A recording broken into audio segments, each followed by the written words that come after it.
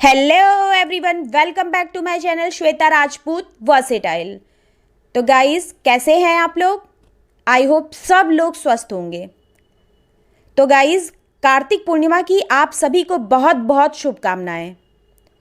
Guys, आज की इस वीडियो में मैं आपको कार्तिक पूर्णिमा पर सुनी जाने वाली सभी कहानियां सुनाऊंगी। तो आइए, देर किस बात की, शुरू करते हैं।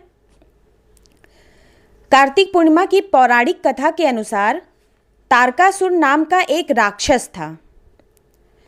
उसके 3 पुत्र थे। पहला तारकाक्ष, दूसरा कमलाक्ष और तीसरा विद्युन्माली। जब भगवान शिव के पुत्र कार्तिकेय ने तारकासुर का वध कर दिया तो उसके पुत्रों को बहुत दुख हुआ और वो देवताओं से बदला लेने के लिए ब्रह्मा जी की घोर तपस्या करने लगे। तपस्या से खुश होकर ब्रह्मा जी प्रकट हुए और ब्रह्मा जी ने कहा, मांगो, तुम्हें क्या वरदान चाहिए। तब उन तीनों असुरों ने ब्रह्मा जी से अमर होने का वरदान मांगा, लेकिन ब्रह्मा जी ने उन्हें इसके अलावा कोई दूसरा वरदान मांगने के लिए कहा। तब उन तीनों ने ब्रह्मा जी से कहा कि आप हमारे लिए 3 नगरों का निर्माण करवाएं। हम इन नगरों में बैठकर सारी पृथ्वी पर आकाश मार्ग से घूमते रहेंगे। 1000 साल बाद हम एक जगह मिले। उस रात जब हमारे तीनों पुर यानी नगर मिलकर एक हो जाए तो जो देवता उन्हें एक ही बाण से नष्ट कर सके वही हमारी मृत्यु की वजह हो। ब्रह्मा जी ने उन्हें ये वरदान दे दिया। ब्रह्मा जी का वरदान पाकर तारकाक्ष, कमलाक्ष व विद्युन्माली बहुत प्रसन्न हुए। ब्रह्मा जी के कहने पर मैं दानव ने उनके लिए 3 नगरों का निर्माण किया। उसमें से एक नगर सोने का था, एक चांदी का व एक लोहे का था। सोने का नगर तारकाक्ष का था, चांदी का कमलाक्ष का व लोहे का विद्युन्माली का था। अपने पराक्रम से इन तीनों असुरों ने तीनों लोकों पर अधिकार कर लिया। इन दैत्यों से घबराकर सभी देवता भगवान भोलेनाथ की शरण में गए। देवताओं की बात सुनकर भगवान शिव त्रिपुरों का नाश करने के लिए तैयार हो गए। इसके बाद विश्वकर्मा ने भगवान शिव के लिए एक दिव्य रथ का निर्माण किया। चंद्रमा व सूर्य उस रथ के पहिए बने। इंद्र, वरुण, यम और कुबेर उस रथ के घोड़े बने। हिमालय धनुष बने और शेषनाग प्रत्यंचा। स्वयं भगवान विष्णु बाण तथा अग्निदेव उसकी नोक बने। उस दिव्य रथ पर सवार होकर जब भगवान शिव त्रिपुरों का नाश करने के लिए चले तो दैत्यों में हाहाकार मच गया।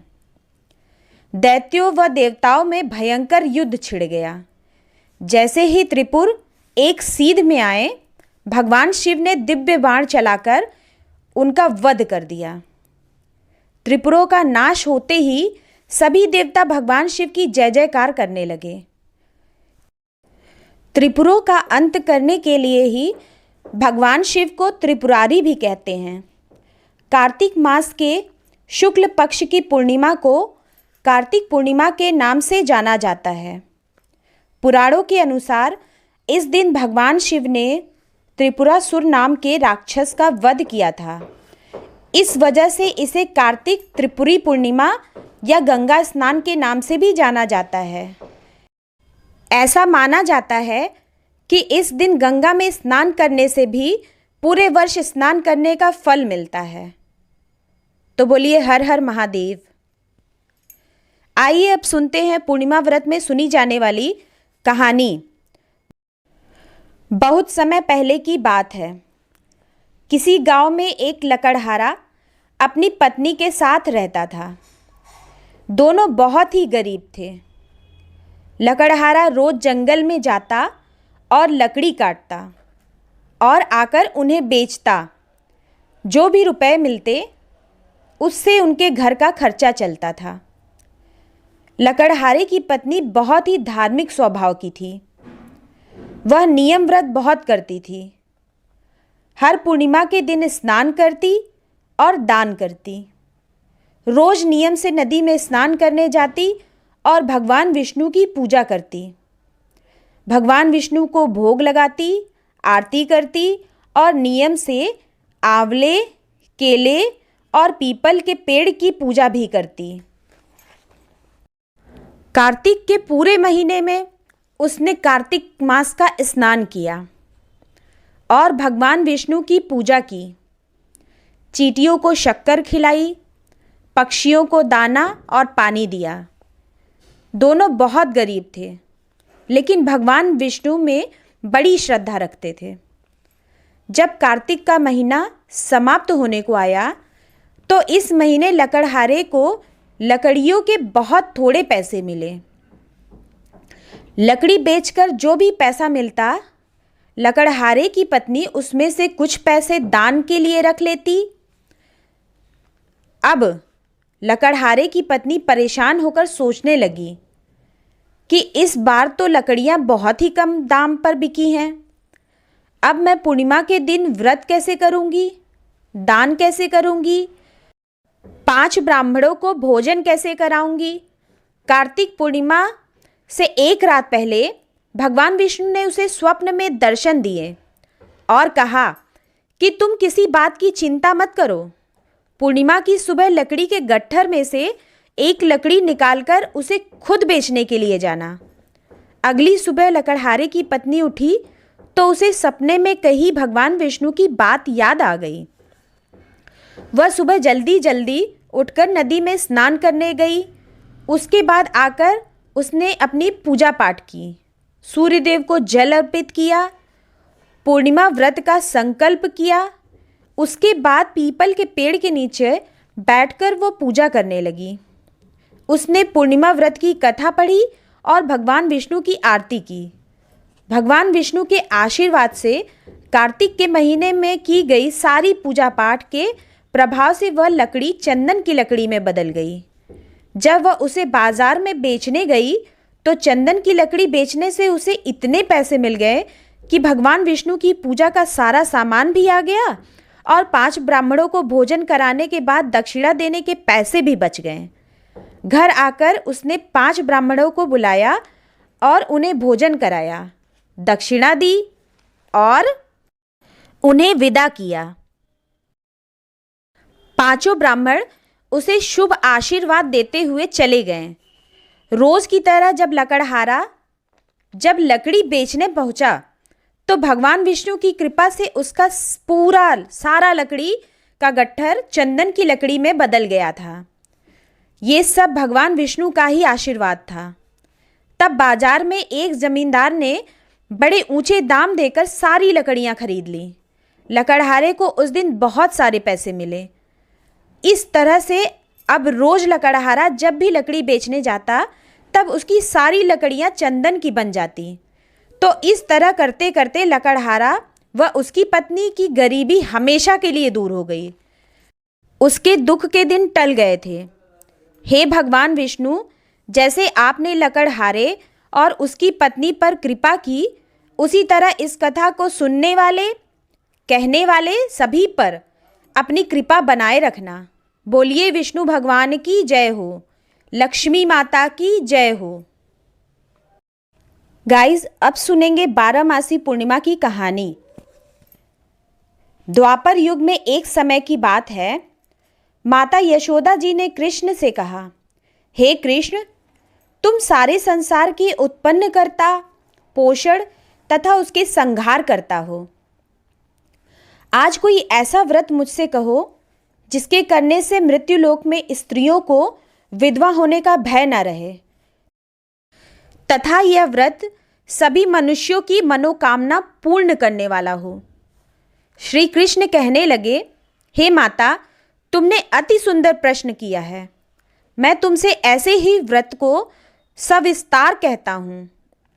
सौभाग्य की प्राप्ति के लिए स्त्रियों को द्वात्रिंशत अर्थात 32 पूर्णिमाओं का व्रत करना चाहिए। इस व्रत को करने से स्त्रियों को सौभाग्य संपत्ति मिलती है। यह व्रत अचल सौभाग्य को देने वाला और भगवान शंकर के प्रति मनुष्य मात्र की भक्ति को बढ़ाने वाला है। यशोदा जी कहने लगी, हे कृष्ण, सर्वप्रथम इस व्रत को मृत्युलोक में किसने किया था? इसके विषय में विस्तार पूर्वक मुझे बताओ। श्री कृष्ण जी कहने लगे कि इस भूमंडल पर एक अत्यंत प्रसिद्ध राजा चंद्रहास से पालित अनेक प्रकार के रत्नों से परिपूर्ण कातिका नाम की एक नगरी थी। वहाँ धनेश्वर नाम का एक ब्राह्मण था और उसकी स्त्री अति सुशील रूपवती थी। दोनों ही उस नगरी में बड़े प्रेम से रहते थे। घर में धन धान्य आदि की कोई कमी नहीं थी। उनको एक बड़ा दुख था कि उनके कोई संतान नहीं थी, जिस वजह से वो बहुत दुखी रहते थे। एक दिन एक बड़ा तपस्वी योगी उस नगर में आया।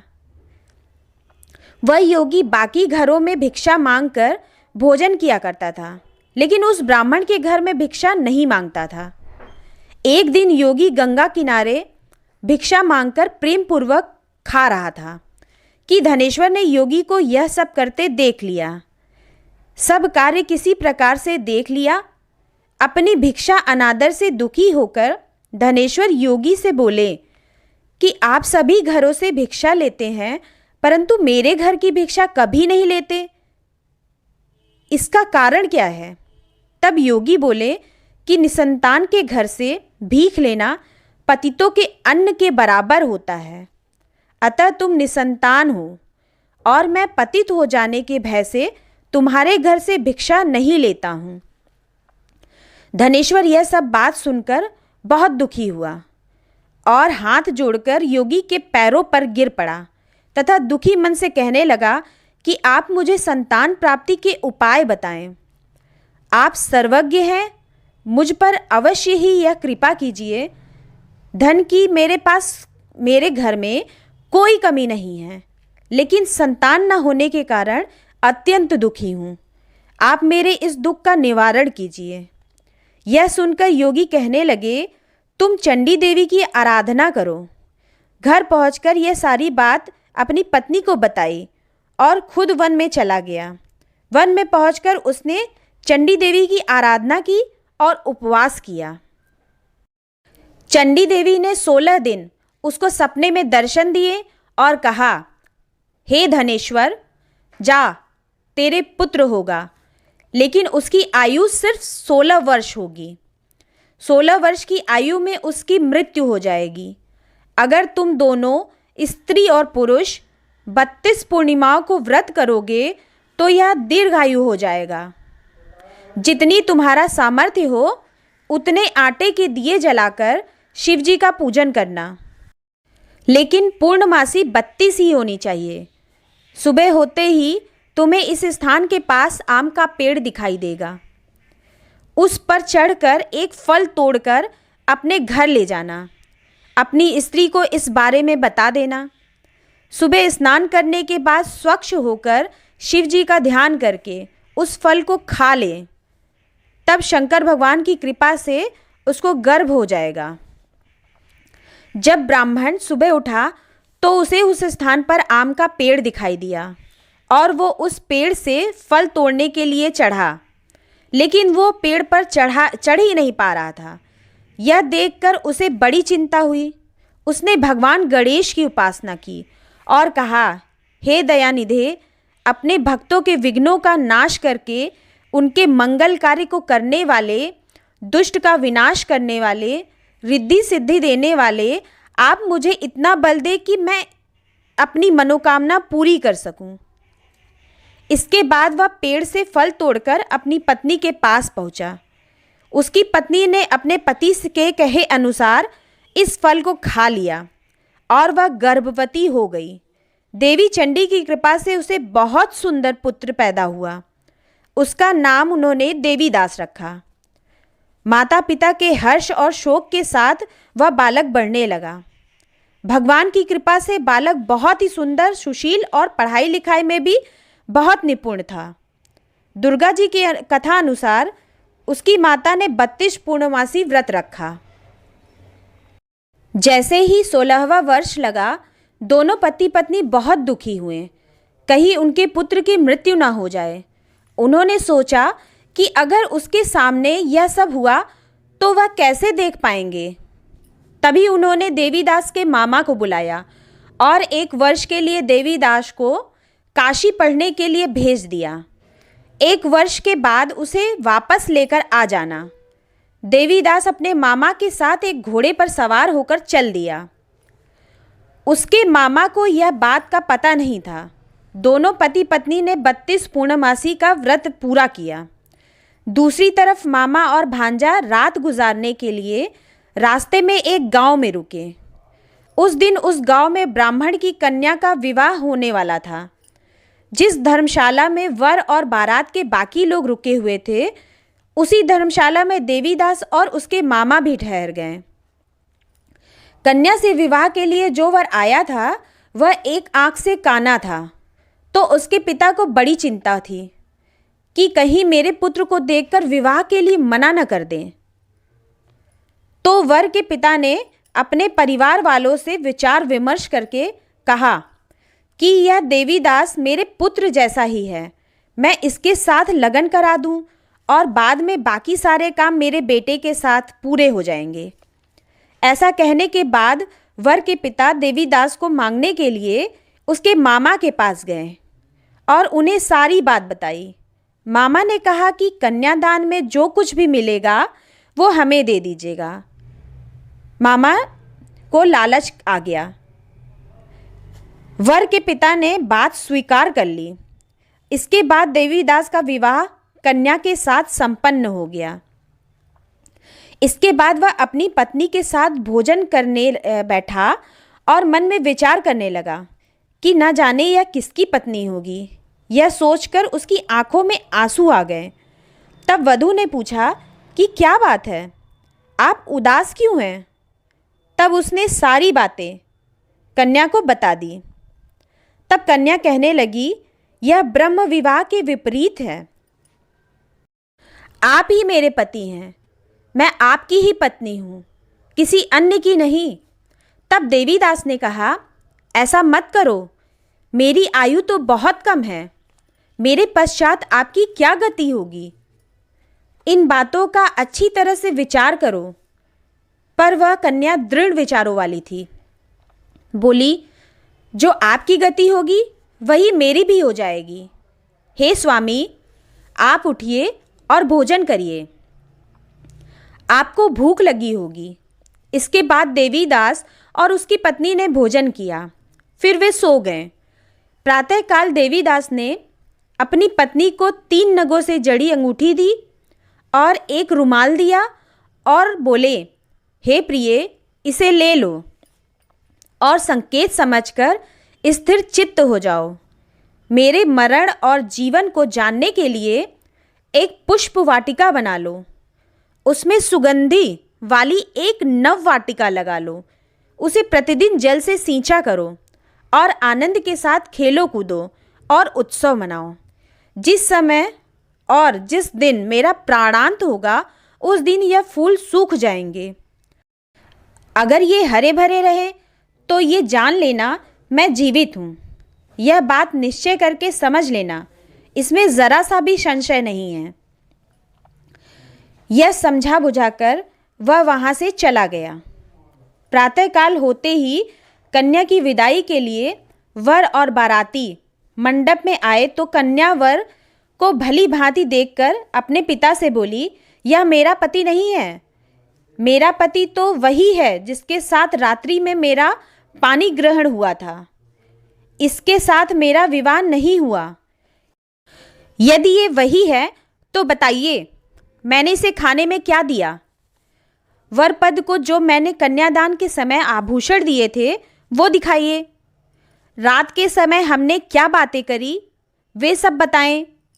तब कन्या के पिता ने जब यह सारी बातें वर से पूछी तो वह कहने लगा कि कुछ नहीं पता, क्योंकि वो तो वहाँ था ही नहीं। इसके बाद सारी बारात अपमानित होकर लौट गई। भगवान श्री कृष्ण कहते हैं, हे माता, इस प्रकार देवीदास काशी चला गया। जब कुछ समय बीत गया तब काल से प्रेरित होकर एक सर्प रात्रि में उसको डसने आया, लेकिन वह उसको काट नहीं पाया क्योंकि उसकी माता ने पहले ही 32 पूर्णिमा व्रत कर लिए थे। इसके बाद खुद काल वहाँ पहुँचा। उसके शरीर से स्वयं प्राणों को निकालने का प्रयत्न करता रहा, जिससे वह मूर्छित होकर पृथ्वी पर गिर गया। भगवान की कृपा से उसी समय माता पार्वती जी के साथ भगवान शिव शंकर जी वहाँ पर आ गए।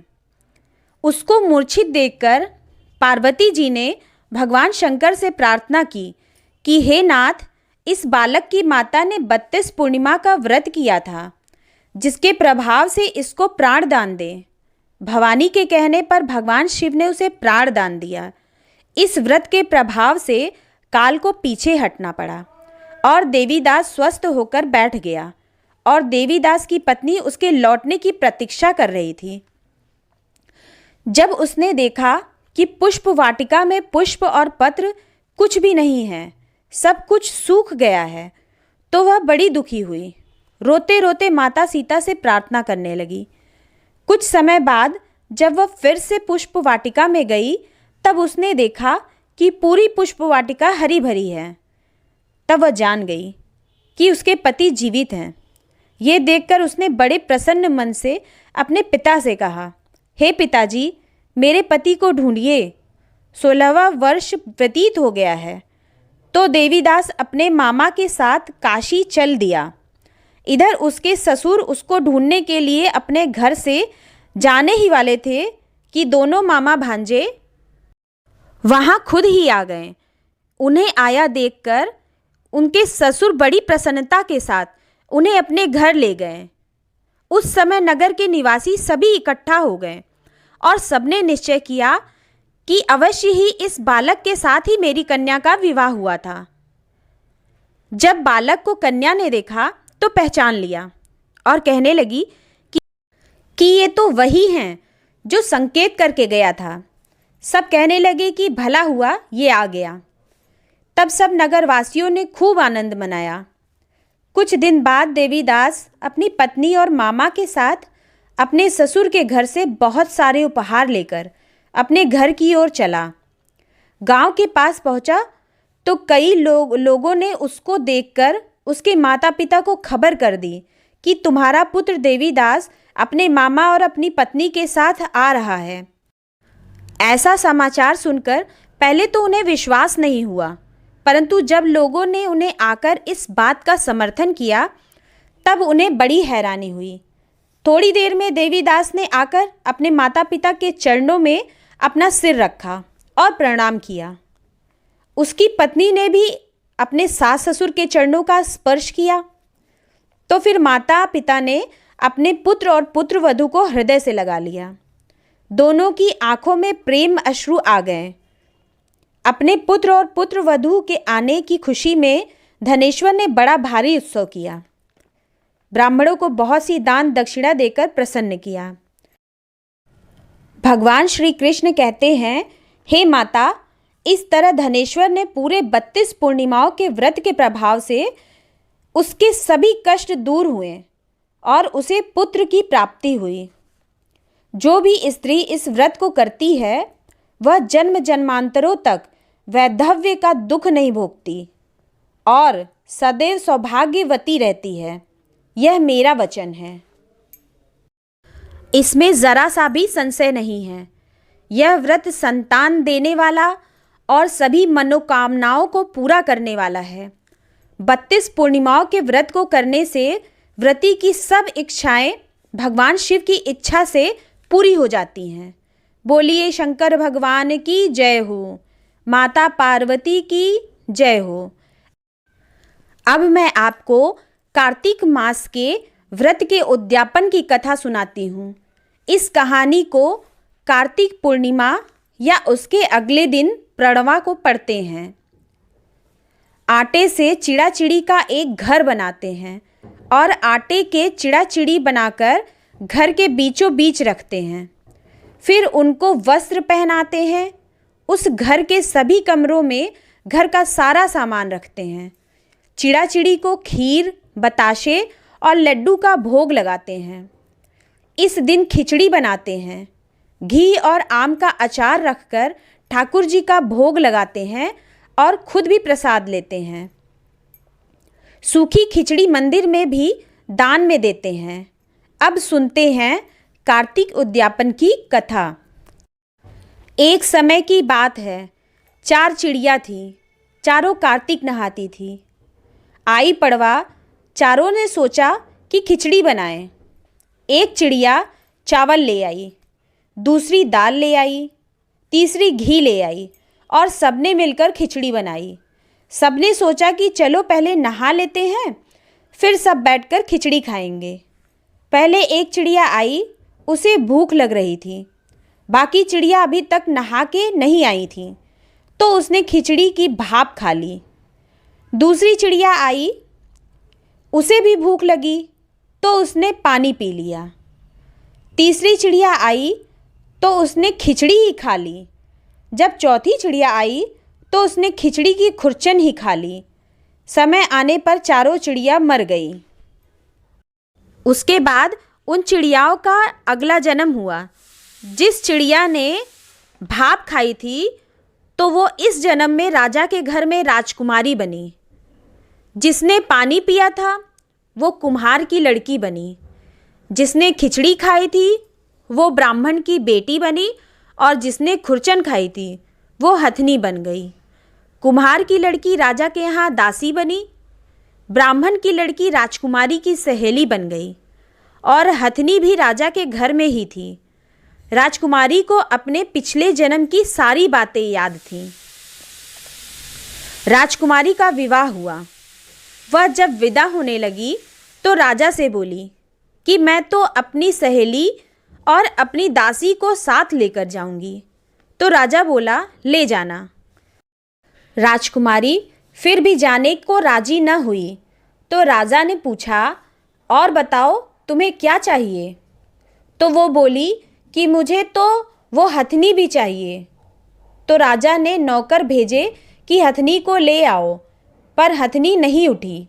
तब राजकुमारी खुद उसके पास गई और उसके कान में पिछले जन्म की सारी बातें कही, जिसे सुनकर हथनी उठकर खड़ी हो गई। राजा ये सब देख रहा था। तलवार लेकर खड़ा हो गया और बोला कि सच्ची बता, तू कौन है और तू हथनी से कैसे बात कर रही थी? सच सच बता, नहीं तो तेरा सिर काट दूंगा। तब राजकुमारी ने राजा को पिछले जन्म की सारी बातें बता दी। तब राजा बोला कि कार्तिक नहाने का और गंगा स्नान का इतना फल होता है, तो आगे से हम भी जोड़े से कार्तिक नहाया करेंगे और खूब दान पुण्य किया करेंगे। तब वे दोनों जोड़े से कार्तिक नहाने लगे। कार्तिक भगवान की कृपा से उनकी सभी मनोकामनाएं पूरी हो गईं। इस लोक में सभी सुखों को भोग कर अंत में वे दोनों वैकुंठ को गए। कार्तिक व्रत और स्नान उद्यापन की इस कथा को जो कोई सुनता या कहता है, उसे कार्तिक स्नान का पूरा फल प्राप्त होता है। तो बोलिए विष्णु भगवान की जय हो, लक्ष्मी माता की जय हो। तो गाइज़, यहीं पे मैं अपना वीडियो समाप्त करती हूँ। आशा करती हूँ कि आपको हमारी ये वीडियो पसंद आएगी। और गाइज़, जिनको ये वीडियो पसंद आए तो प्लीज़ वो मेरे चैनल को सब्सक्राइब करना बिल्कुल ना भूलें और लाइक शेयर कमेंट करना तो बिल्कुल भी मत भूलिएगा। और कमेंट बॉक्स में आके लक्ष्मी नारायण की जय हो ज़रूर लिखिएगा। तो मिलते हैं अगले वीडियो में। हर हर महादेव।